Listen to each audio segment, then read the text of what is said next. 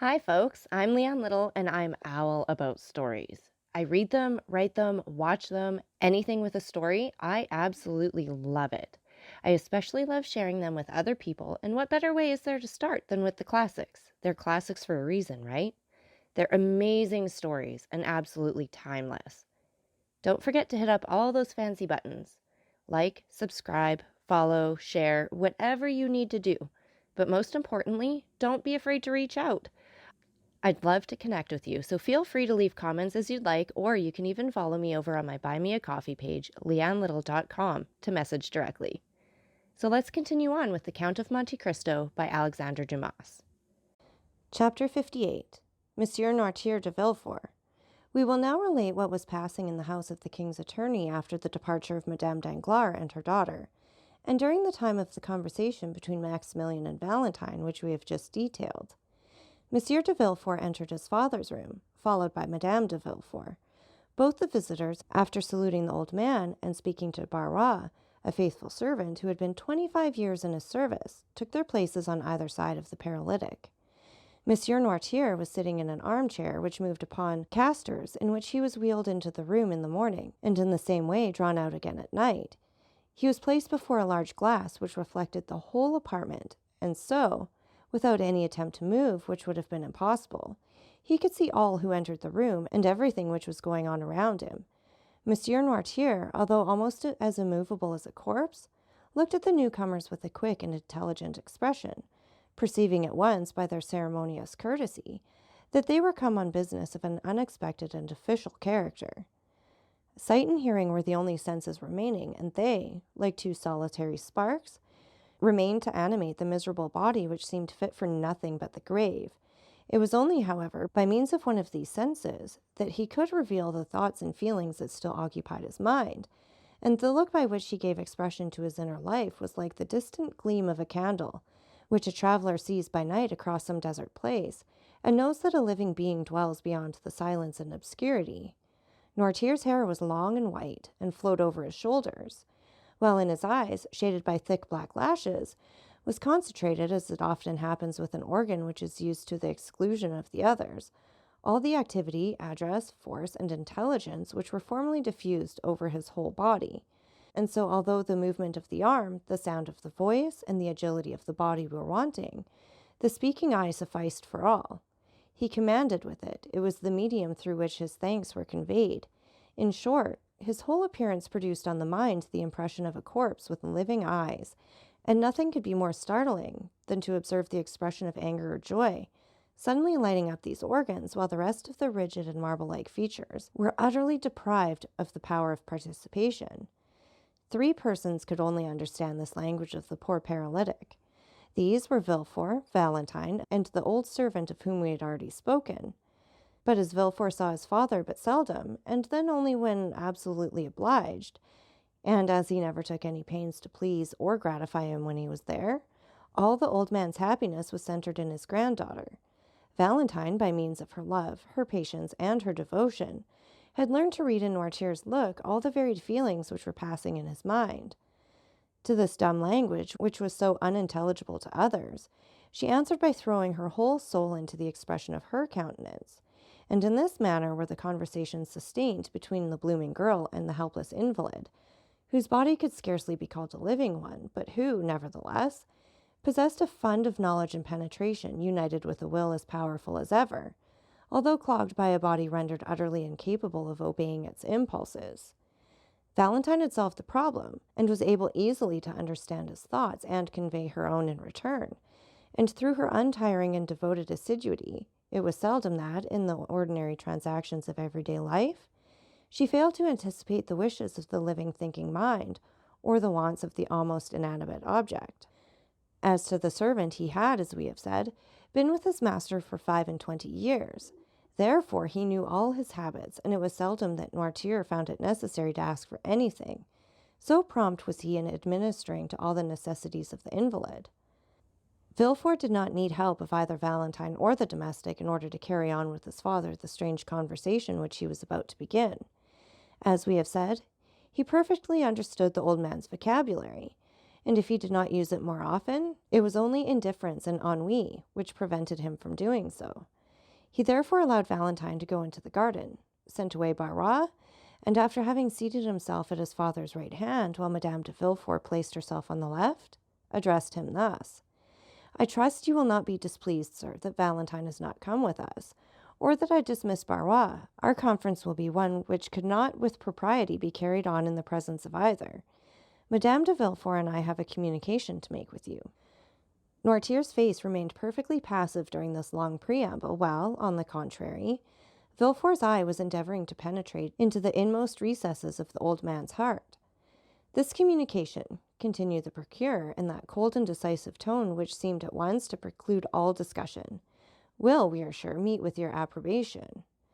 The eye of the invalid still retained that vacancy of expression which prevented his son from obtaining any knowledge of the feelings which were passing in his mind.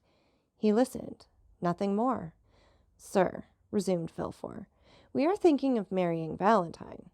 Had the old man's face been molded in wax, it could not have shown less emotion at this news than was now to be traced there. "The marriage will take place in less than 3 months," said Villefort. Noirtier's eye still retained its inanimate expression. Madame de Villefort now took her part in the conversation and added: "We thought this news would possess an interest for you, sir, who have always entertained a great affection for Valentine. It therefore only now remains for us to tell you the name of the young man for whom she is destined. It is one of the most desirable connections which could possibly be formed. He possesses a fortune, a high rank in society, and every personal qualification likely to render Valentine supremely happy. His name, moreover, cannot be wholly unknown to you. It is Monsieur Franz de Quesnel, Baron d'Épinay." While his wife was speaking, Villefort had narrowly watched the old man's countenance. When Madame de Villefort pronounced the name of Franz, the pupil of Monsieur Noirtier's eyes began to dilate, and his eyelids trembled with the same movement that may be perceived on the lips of an individual about to speak, and he darted a lightning glance at Madame de Villefort and his son. The procureur, who knew the political hatred which had formerly existed between Monsieur Noirtier and the elder d'Épinay, well understood the agitation and anger which the announcement had produced, but feigning not to perceive either, he immediately resumed the narrative begun by his wife. "Sir," said he, "you are aware that Valentine is about to enter her 19th year, which renders it important that she should lose no time in forming a suitable alliance.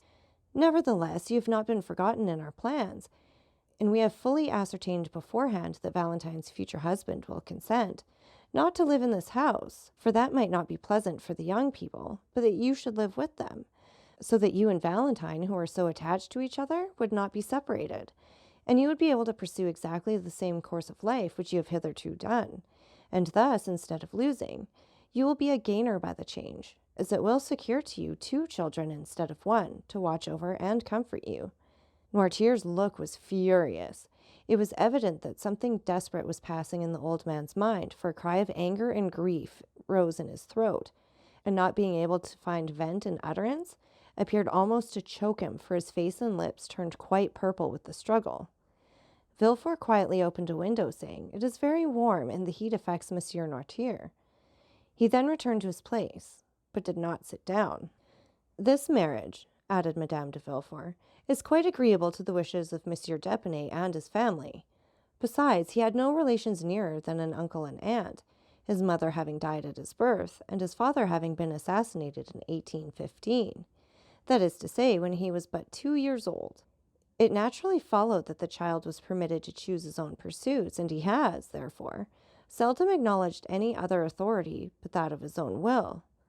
"That assassination was a mysterious affair," said Villefort, "and the perpetrators have hitherto escaped detection, although suspicion had fallen on the head of more than one person." Noirtier made such an effort that his lips expanded into a smile. "Now," continued Villefort, "those to whom the guilt really belongs, by whom the crime was committed, on whose heads the justice of man may probably descend here, and the certain judgment of God hereafter, would rejoice in the opportunity thus afforded of bestowing such a peace offering as Valentine on the son of him whose life they so ruthlessly destroyed." Noirtier had succeeded in mastering his emotion more than could have been deemed possible with such an enfeebled and shattered frame. "Yes, I understand," was the reply contained in his look, and this look expressed a feeling of strong indignation, mixed with profound attempt. Villefort fully understood his father's meaning, and answered by the slight shrug of his shoulders. He then motioned to his wife to take leave. "Now, sir," said Madame de Villefort, "I must bid you farewell. Would you like me to send Edward to you for a short time?" It had been agreed that the old man should express his approbation by closing his eyes, his refusal by winking them several times, and if he had some desire or feeling to express, he raised them to heaven. If he wanted Valentine, he closed his right eye only, and if Barrois, the left. At Madame de Villefort's proposition, he instantly winked his eyes. Provoked by a complete refusal, she bit her lip and said, "Then shall I send Valentine to you?" The old man closed his eyes eagerly, thereby intimating that such was his wish. Monsieur and Madame de Villefort bowed and left the room, giving orders that Valentine should be summoned to her grandfather's presence, and feeling sure that she would have much to do to restore calmness to the perturbed spirit of the invalid. Valentine, with a color still heightened by emotion, entered the room just after her parents had quitted it. One look was sufficient to tell her that her grandfather was suffering, and that there was much on his mind which he was wishing to communicate to her. "Dear grandpapa," cried she, "what has happened? They have vexed you, and you are angry?" The paralytic closed his eyes in token of assent. "Who has displeased you? Is it my father?" "No." "Madame de Villefort?" "No." "Me?" The former sign was repeated. "Are you displeased with me?" cried Valentine in such astonishment. Monsieur Noirtier again closed his eyes. "And what have I done, dear grandpapa, that you should be angry with me?" cried Valentine. There was no answer, and she continued, "I have not seen you all day. Has anyone been speaking to you against me?" "Yes," said the old man's look with eagerness. "Let me think a moment. I assure you, grandpapa. Monsieur and Madame de Villefort have just left this room, have they not?" "Yes." "And it was they who told you something which made you angry. What was it, then? May I go and ask them, that I may have the opportunity of making my peace with you?" "No, no," said Noirtier's look. "Ah, you frighten me. What can they have said?" And she again tried to think what it could be. "Ah, I know," she said, lowering her voice and going close to the old man. "They have been speaking of my marriage, have they not?" "Yes," replied the angry look. "I understand. And you are displeased at the silence I have preserved on the subject." The reason of it was, that they had insisted on my keeping the matter a secret, and begged me not to tell you anything of it. They did not even acquaint me with their intentions, and I only discovered them by chance. That is why I have been so reserved with you, dear grandpapa. Pray forgive me." But there was no look calculated to reassure her. "Perhaps you think I shall abandon you, dear grandpapa, and that I shall forget you when I am married. No. They told you, then, that Monsieur d'Épinay consented to our all living together?" "Yes." "Then why are you still vexed and grieved?" The old man's eyes beamed with an expression of gentle affection. "Yes, I understand," said Valentine. "It is because you love me." The old man assented. "And you are afraid I shall be unhappy?" "Yes." "You do not like Monsieur Franz?" The eyes repeated several times, "No, no, no." "Then you are vexed with the engagement?" "Yes." "Well, listen," said Valentine, throwing herself on her knees and putting her arm round her grandfather's neck. "I am vexed too, for I do not love Monsieur Franz d'Épinay." An expression of intense joy illumined the old man's eyes. "When I wished to retire to a convent, you remember how angry you were with me?"